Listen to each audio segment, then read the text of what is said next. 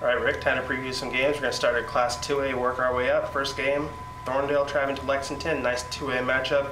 Who do you like in this one? Well, I think it's going to be close, but I'm going with Lexington because of Cogan Garrett. Their quarterback's had a great season. 1,600 yards passing, 16 touchdowns, got 2 outstanding wide receivers. I just think that they've got too much offense, and you know how far they went in the playoffs last year. This is a team on the rise. I'm going to pick them by 3. Thorndale's been playing very good defense, aside from that Rogers game where Rogers came in and just kind of ran all over them. But there are other games this year they've been top-notch in defense. But I'm going to go with Lexington.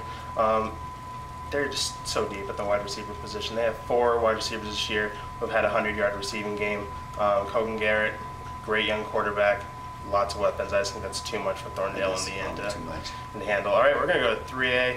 I think at the beginning of the season, there is no way any of us would have guessed that we're going to be, guessing this game. Giddings, well, we knew they were going to be good. Smithville, though, a surprise. There's 5 undefeated teams left in the Central Texas area. Smithville's one of them. Is Giddings going to hand them their first loss? Oh yeah, Giddings is going to win. Smithville's the best story of the year by far, but Giddings is just too strong. Joseph Glenn, you've heard that name over and over again. He's almost at 1,000 yards rushing this year. They've got too much offense. They've got too big an offensive line. They really push people around. I like Giddings. They got a new a new coach, and they've been playing well since day one also, and I like the Buffaloes.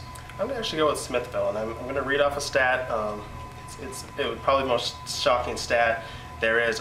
Smithville undefeated. The teams they've beaten this year, they've beaten them by a combined score of 229 to 71. Those teams last year beat them by a score of 290 to 96. So they've completely flipped the switch over there. Defense allowing 11.8 yards per game. They've outrushed every team they've played this year. I don't know how they're doing it. I don't know why they're doing it, but must be coaching. I just think they're going to pull an upset, and I say they stay undefeated. Let's go. We're going 4A now. We got McCallum, LBJ. In my opinion, the best rivalry in the Central Texas area. Who's going to win this one? It's going to be close. I'm going to go with LBJ. Darius Collins has been sensational at quarterback. In fact, LBJ is passing for 2,000 yards and rushing for only 1,000 yards. You've got 4 receivers that have more than 200 yards receiving. They spread it out. They're deeper too. McCallum's got good skill guys. I just think LBJ is a little too deep for this team. I'm going to go with McCallum for the same reason I'm going with Smithville, but I guess it's going to contradict what I said earlier about Lexington. LBJ is very deep, but McCallum plays great defense. 11.9 points per game. They have 2 defensive backs in Braylon Cannon and Deion Price, and you might be like, oh, I've heard of those kids. They're great offensive players. Also very good defensive players. McCallum's forced 14 turnovers this year. 10 of those turnovers have been interceptions. And they've made some very good quarterbacks like Vista Ridge's Blake Estes. They picked him off 4 times, so they've made some very good quarterbacks look bad. And I think they're going to pull off this one. They've already won 2 straight. I say they make it 3 straight. It could be. All right, last game, Round Rock, Stony Point. Neither of these 2 teams is on top of that 16 5A standings, but this game is very important because the loser probably going to be spending November at home.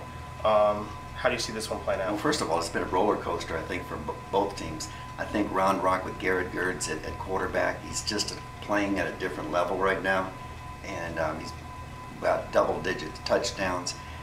The Dragons, they're just a little bit better than Stony Point right now. I expected more from Stony Point this year. I expected it once district started, they'd be on the rise, but not quite. Stony Point, they're the number 3 team in a preseason poll.